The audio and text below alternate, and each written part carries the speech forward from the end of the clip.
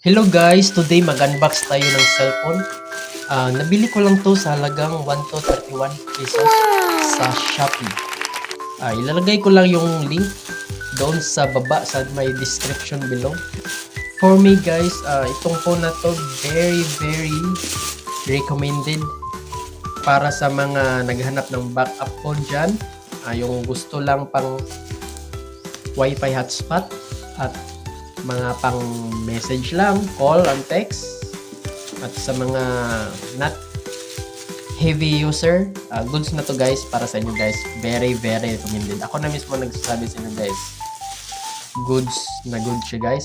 Solid siya for me sa halagang 1 to 31 pesos. Biruin mo yan guys, saan ka makikita ng 1 to 31 pesos na cellphone.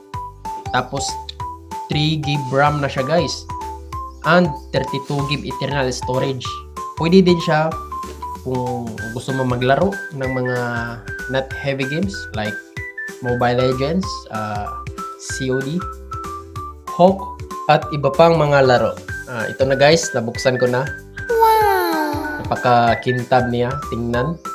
At magaan sa kamay. Hindi, sure ako na hindi ka mangangalay talaga nito pag ginagamit mo to siya daily.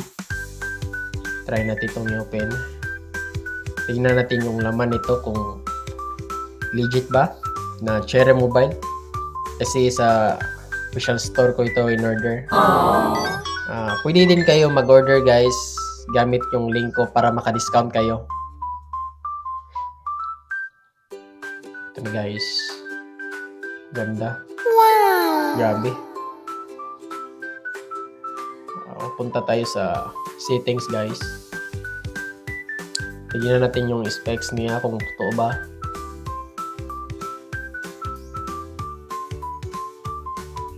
Pero smooth naman siya guys gamitin. I think nasa 50 or 60 Hz siya.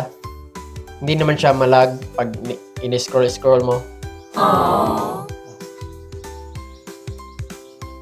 Ayan yung specs niya guys. Solid Android 9 siya. Android 9 Pie.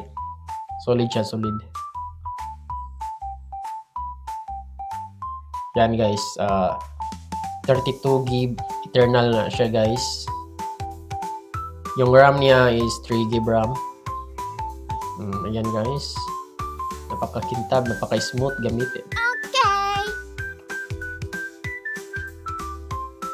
Punta tayo sa camera.